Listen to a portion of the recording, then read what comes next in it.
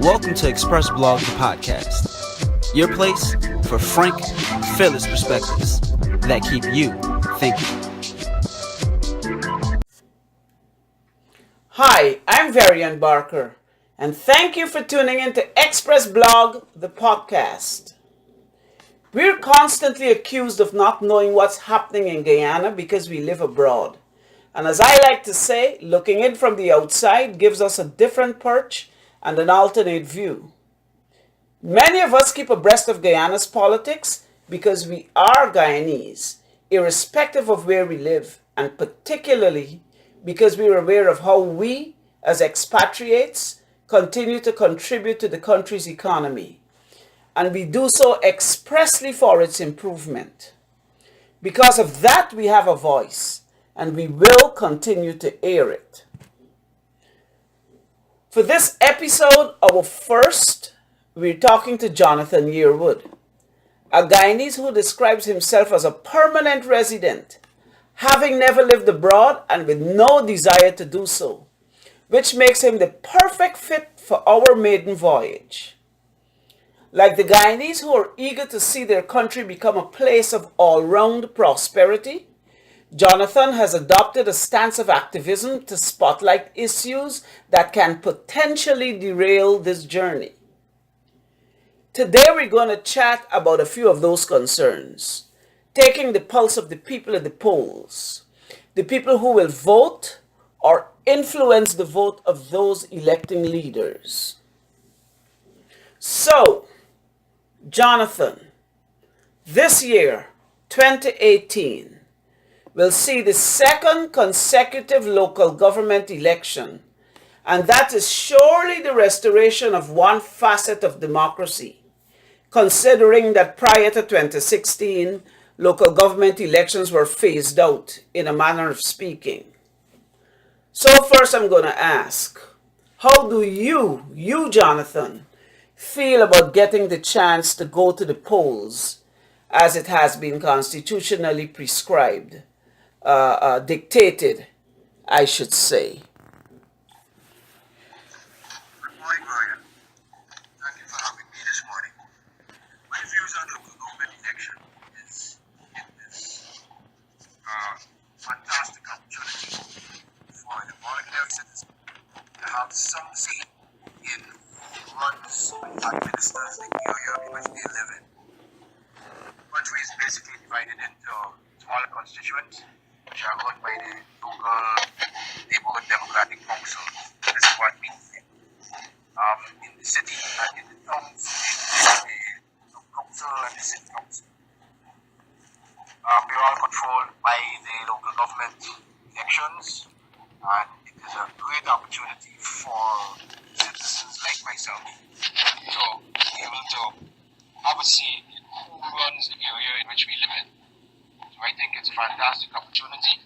Must be, it's in its infancy at the moment, but we haven't had it for a very long time, and then we had it again with the 16th. Right. And now we're back having one this year again. So that is where I was going to go. If you were to take the pulse of the electorate right now, what would you say is the general sentiment? General sentiment at this point in time is that I don't think that the majority of the population care about local elections. Most people just go through the motion. Last time we didn't have 50%. I don't think we will have 50% vote turnout this year again, because in many of the constituencies, a lot of people feel that it's a conclusion. You will win or Well, I'm going to get to that, but you seem to be ahead of me, sir. I'm curious about the fact that there never seems to be an advance date, when the election is actually going to take place, where it seems to rob the electorate of enough time to get to know the candidate, or even for that candidate to prepare for the candidacy. So what are your thoughts on that? And then we'll swing back to where you were a few seconds ago. Well, we're constitutionally due for it in 2018. And it has to be held, I think, sometime before the end of December 2018, which is this year. However, we've only had chairman of GCOM, the Guyana Election Commission, has only been appointed fairly recently. And I understand that he has to be in office for at least 18 months. Are you serious? This is what I've been told. 18 months he has to be sitting in office before he can conduct an election. So I'm not sure whether, I'm not 100% that elections are due. So far, I have not seen any information on that. When they have, it has not been publicized as such. I do know that there is an ongoing registration for new registrants eligible to vote. And that is ongoing. That's nothing new. So chances are, according to what you have heard, chances are the local government elections won't take place until 2019 because of that constitutional dictate that the GCOM's chair has to be in his seat for at least 18 months. Yes. There is something else that points a little bit in that direction if you're as skeptical as I am. If you look at the Georgetown Mayor and City Council, they are not having their elections for mayor until March 2018. And if they're going to have their elections for March 2018, they are electing for a 1-year period. Therefore, that will carry the mayor until 2019 March. If we have local government elections in 2019 December, we would be having a mayor who was elected in March 2018, still running as mayor, even though there has been a local government election in December 2018. So she would still be sitting in office, or the mayor would still be sitting in office until March 2019, even though they've been already voted out voted back into office, whichever takes place. So tell me that the local government election is more likely going to be held on March 2019. Well, my question is that information public knowledge? Because it's not the kind of, I know I'm not living in public, but I certainly keep my ear to the ground. I have not heard that or even heard that rationale at all. Is it public? Is this the public, in public point of view? Do they know this? Have you heard people talking about it? Outside of your circle, clearly. What is public is that the mayor elections for Georgetown is going to be held in March 2018. That is public knowledge. What is not public knowledge is the election date for the local government for this next election. That is not public. That is not being announced as yet. So we have no idea when that election will be. I'm basing my assumptions on analyzing the fact that the mayor city would be the capital city. if you don't hear me, it's because I'm so dumbfounded by this. I'm speechless. But thanks for sharing that with us this morning. Well, as was expected, this was quite a brisk segment with our guest, Jonathan Yearwood, giving us some insight on the upcoming local government elections that we never expected. I mean, local government elections more than likely will not be held in 2018 because the sitting mayor's tenure ends in 2019, and voting in 2018 to elect a mayor would be in contravention of the one mayor at a time rule, possibly giving us two mayors through the end of Chase Green's term in 2019. And this is not specific public knowledge. Really? Well, it's a lot to wrap our heads around. Time for a word from one of our sponsors. Chemistry is everywhere around you. It's in the food you eat, the water you drink, medicines, air, you name it. Chemistry helps you understand the world around you. Why do leaves change color in the fall? Why are plants green? How is cheese made? What is in soap and how does it clean? These are all questions answered by chemistry. So, study chemistry today. Why? Because chemistry matters.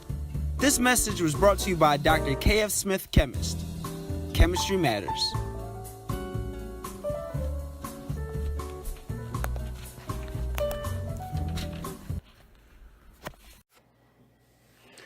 Well, we're back. I'm Varian Barker, and you're listening to XPRESS BLOGG, the podcast, with our guest, Jonathan Yearwood.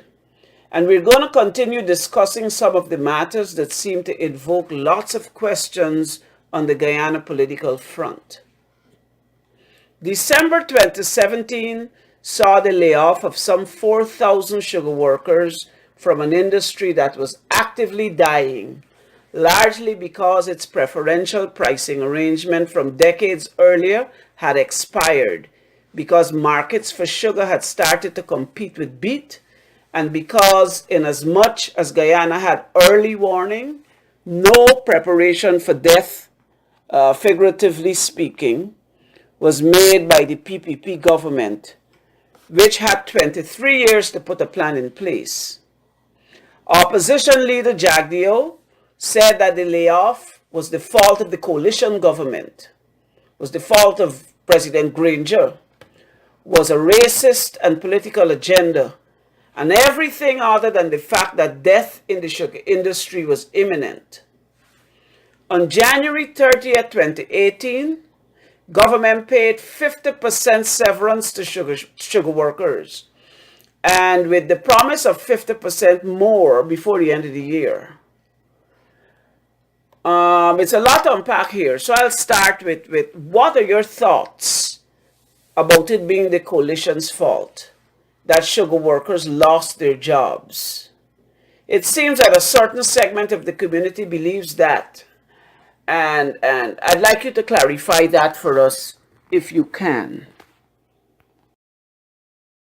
What is happening? The coalition is being blamed for the layoffs and the shutdown of the industry, primarily because they have not done their work properly. They have never told the Guyanese population the real facts about what took place when we lost our preferential treatment, preferential prices from Europe. And they never capitalized. Now, one of the major problems now is they have a lack of regulation. They have a lack of good public relations. They're always reacting after instead of being proactive. Now, we all, the intelligent people, view Mexico as the losers. Turn on what the government is not profitable, so we have to lose something. My problem with it, my problem with the present government about is the way in which they went about it. Okay. What I would have done, what I advise this government to have done, would be to keep all estates working and privatize them, turn them as a mature working estate. Okay. Right now, partners from countries outside, and they are willing to buy their state and to keep it working. Okay. The government shuts down the estate. Factory runs dead. It's a cost. Bring it back up. Workers are unemployed. You have to find 7 you have people out of jobs. It riles the community up. If I was the Minister of Agriculture, what I would have done, what if I have viable working estates available for sale at separate entities? Please forbid for them. Individuals, companies, foreign companies, local companies, whoever, but not putting a bid by an individual estate. Therefore, the estate keeps working, and the government gets money for selling a working estate. Workers are employed. Yeah. So there's no loss of employment, no loss of wages, etc. I'm saying that our government has a back and foresight. They not do something like that. They shut their estates down, and now we have 4,000 people out of jobs. However, it's not only 4,000 people being unemployed. Right. And families, etc. Sells the beans. Gas station that buys the gas. Sells gas. People that sells the bread. All of these people are affected because of a lack of money circulating in that environment. So I think our government made a huge blip when they did the shut their estates down in the manner in which it was done. Well, let me ask a question on that, a question that I really didn't plan on asking, but since you brought it up, I know it was part of their pledge to engage the public on certain issues. I'm curious as to whether any sort of public sentiment was invited prior to closing the estates. If there was any like a public meeting, or if there was any place the public could have gone and offered their opinions. Because what you've outlined seems to be quite sensible. The government did a commission of inquiry on the sugar estates. I think it was in 2015 or 2016. And they were given advice through the commission as to what they can do and what they should not do. But that's my point. The commission of inquiry would have assigned a specific commissioner, and so the thoughts would have been confined to a specific group. I'm asking about from a public perspective. Was there ever any opportunity for the public to meet with government officials to share the kind of foresight, the kind of imagine, the kind of vision the public like Jonathan Yearwood would have had? I don't recall any of that, but it would be logical to think that the commission of inquiry would have spoken with people within the sugar estates industries, communities. That should start. However, our government does not always do the logical thing. So, it's quite possible that no consultation took place with the people or with people like myself who have ideas but are not invited to talk about it. Our government doesn't particularly want to listen to what Johnson has to say. They seem to think that they have all the answers by themselves. They're greatest kids are now. And we know that they're not. Lots of other people in the private sector who have great ideas, well thought out ideas. What I want to ask at this stage before we get ahead of ourselves. So you think the government communications machine, is it driving the right message? And is it debunking what seems to be a PPP campaign message in terms of the sugar workers and the demise of the sugar industry? Government communication system is a terrible failure. It's a catastrophic failure. Because what is happening is they do things, and then they do things without notifying John public. And then when the catastrophe starts to unfold, then they try to start to correct it. I'm saying, if you launch a PR campaign before you close the estates, explaining to the public why they have to be closed, etc., etc. What are your proposals for the workers?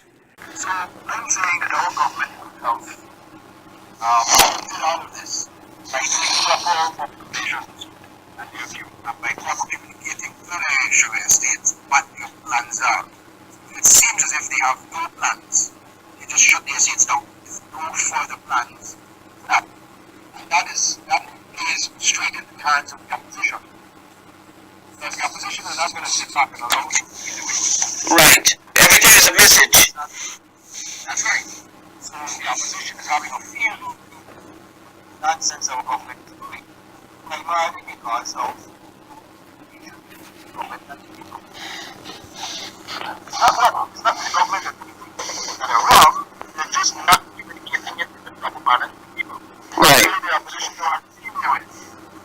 And not having this spin on it before the government is their spin on it. So, before people that need the first person out there with facts. Okay. So, I need to follow up. How do you think if they are at all, or they're retooling the workforce? That obviously numbers in the thousands, which has largely been confined to one skill.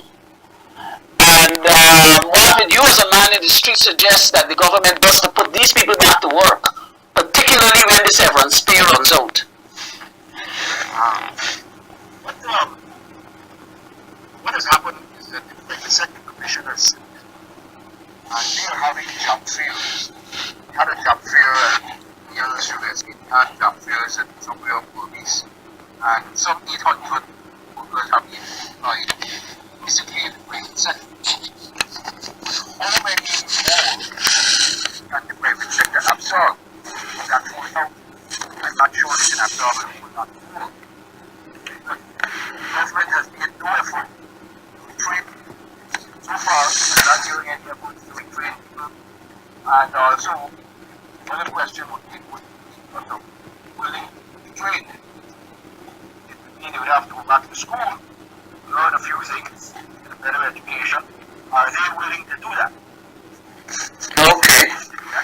Maybe the next step we will do is to allocate 5 acres of land for each person. After, if you work in the estate, you get 5 acres of land. Then you can plant something and become a farmer, a subsistence farmer. There are things that can be done. The question is whether our government is willing to do that. Okay. It seems to be debated about whether they are willing to do those things. The hard decision to close the factory, close the estate up. Are they going to take the hard decision to give up land to give to the farmers? They've got to figure out.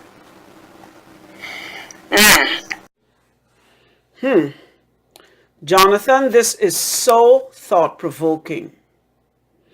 But we have to take another break for our sponsors, the people who keep us coming to you. This is XPRESS BLOGG, the podcast. Keep listening. This segment is sponsored by DigiEye Marketing. DigiEye Marketing, digitizing your vision. Thank you for sticking with us. We're back with our guest, Jonathan Yearwood, who joined us in discussing some of the pressing issues on Guyana's political horizon. And he has been nothing short of enlightening. So, Jonathan, being that you're a person with an obvious concern for the politics of the day, I'm going to go into some more sensitive territory with you. I'm going to look at some of the figures that have been associated with running local government elections in Guyana. Last local government elections, though expected to be wildly anticipated, having been denied for about 21 years, brought out only 43% of the electorate and a hefty price tag, spending reportedly $500,000 for ballots alone. The local government elections for 2018 come to at what appears to be astronomical costs, a cost of 2.9 billion Guyana dollars, which is about 14 million US. The Minister of Communities says that they're looking to top 50% of the vote, which means he's angling to claim victory if he gets a 51% turnout. Not to mention that 50% would be only 7% more than the 2016 turnout. And as if all this is not enough, according to GCOM, the PPP won the popular vote in 2016 with 123,000 votes to the coalition's 98,670. That's a lot of money that was spent for that kind of result. We may want to mention too that around January the 18th, 2018, Raphael Trotman hinted at an AFC local government election run as a party by itself, combining the number of fractures that have been reported between them and the PNC faction of APNU. Yes, it's a lot to unpack, but if anyone can, it will be you. So let's start with the price tag. Let's start with the price tag.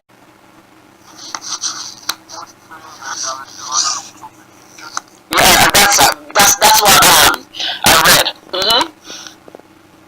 I think that's a hefty start. I don't know what the minister is asked, but if you're a labor of GCOM employees, you're right. Whether they work local government or not. So that is not an additional cost. It should not be. The putting of the ballot papers, stuff like that, payment of additional workers to motivation, those would be costs, yes. But I don't know.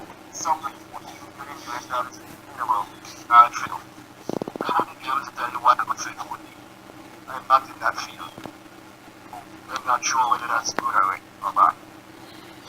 Well, I am not in the field either, but I've been gauging from some of the elections that are in larger areas and in more complex metropolitan areas that I know of. 14 million in Guyana for local government seems a little hefty to me too, but I don't want to be biased. I am just taking your pulse here. And the question of AFC running as a single, as an entity in local government, what do you think? What does it say about the relationship between that party and the PNC faction of APNU? It doesn't say very much about what's happening between them, because I think the AFC is making a good move to run as a separate body, because what it will do, it will give the AFC some indication that their strengths are as a political party, particularly in Georgetown, and I'm not sure if they're going to run nationwide, but especially in Georgetown, and it would be good for them to find out exactly where they stand, whether they have actually popularity or have lost popularity because of the coalition. But how does that, I know there was an accord. I don't know the specific details of the accord, but how would that, with them separating out, I guess almost 59% of their contract as a coalition government, how would that impact continuing governance, coalition governance? I think the Women's World Accord, general elections. Okay. Does not cover local government elections. They decided to go, this is my thoughts, not 100% sure. I think they decided to run as a coalition in the last local government election. But there's nothing written that says that they have to. It's not part of the Women's World Accord. They have to run as a coalition in local government. You run due to the Cummingsburg election as the general elections in 2015 to defeat the PPP. What we actually need at this point in time is a change in the constitution to allow small parties to coalesce after an election, not before an election. So where is the constitution reform at this stage? I know that was supposed to be a priority on government agenda, and we're in almost year 3. And I haven't heard much more other than when it was presented to the Prime Minister and it was on his desk and it was under review. Anything other than it's under review. As I said, neither of the major parties feel the necessity to change the constitution as it is. Most of them are enjoying the benefits of the Boredom 1980 constitution, which they both condemn basically while they were in opposition. When they were government, they did change it. They're benefiting from its dysfunction. Yes, they are. They are. And they enjoy perks and everything that it allows them. So, one of the major things that would have people in Guyana beginning to realize is that we need to change the constitution to at least allow parties to run individually and then pool it after the election. Right now, our constitution says you have to pool it before the election, and not pool it after, which was why in the 2011 election, the PPP won a minority government, and the AFC and the MPNU could not pool it afterwards to win the government. So we need to change that aspect of our constitution. That's a major issue with us right now. In terms of where the constitutional reform is actually, it's sitting on a desk, it's sitting in a cupboard and somewhere in Mr. Nagamoto's office. Mr. Nagamoto is the Prime Minister of Guyana. It's sitting in his office for the last 2.5 years, gathering dust, doing absolutely nothing. Because as I said, these are the major political parties want to change the constitution drastically. Three of them both feel that they can win the election as it is and continue to garner the perks and live under what you call the dysfunctional constitution. They enjoy it as it is. Well, here we go. Wow. Another thing, I know you're amongst the thousands who feel that the mayor and her town council are ill-functioning bodies. Do you care to elaborate on that? First of all, the mayor and town council are elected bodies. That's an elected body. So we can vote them out. We can get the citizens of Georgetown to think rationally before they call the issues and have to be raised. Gotcha. We can get rid of the mayor. However, Clark has been appointed by the Minister of Communities when we did not have a local government commission. Now there is a local government commission in place. There, the town clerk needs to be dismissed. He is the single most embarrassing factor for the mayor and town council. He is the CEO of the city of Georgetown. You care to mention his name? His name is Royston King, and he makes decisions without consultation with his board of directors, which is the town council, which means he's the wiser one. And he just goes ahead and makes those things to his benefit. It is my personal belief that because he is a member of the PNCR, that he has protection.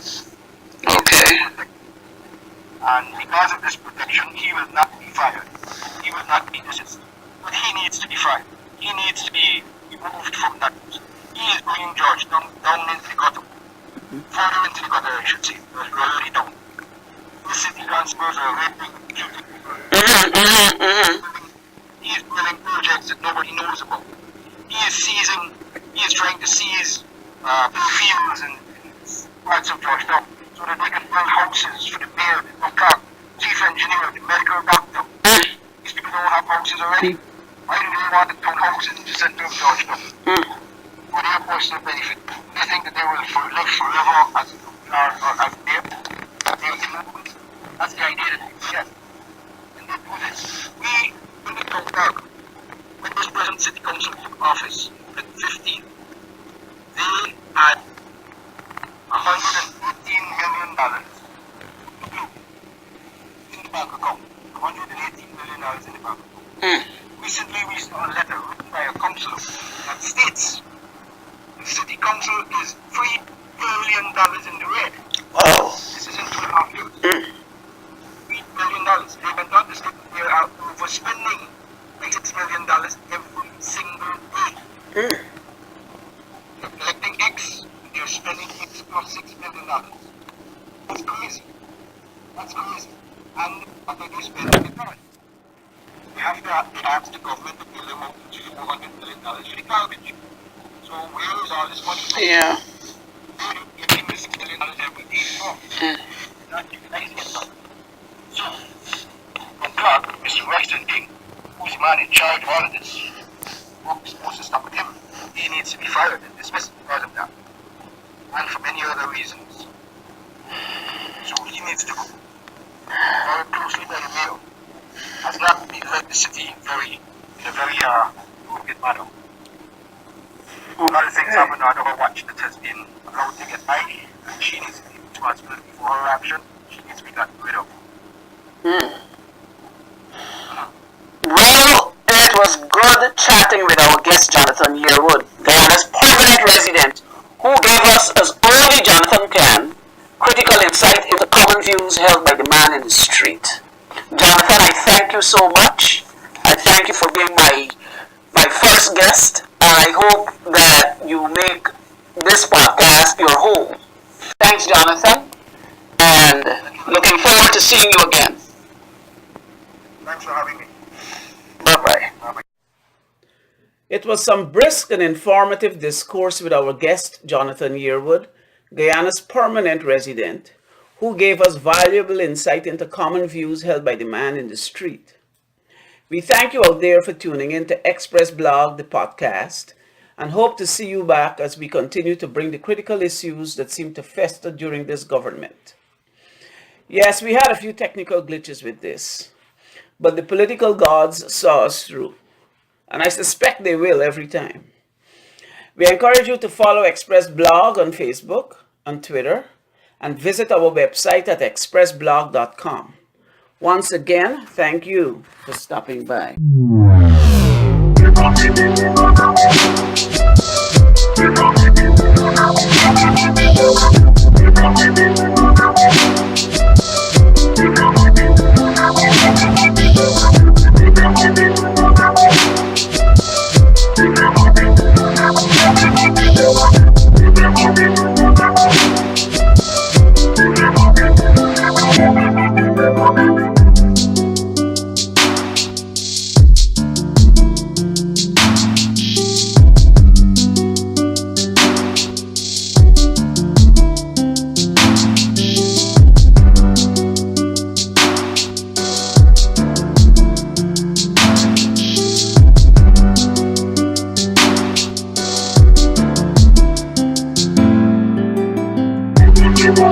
Thank you.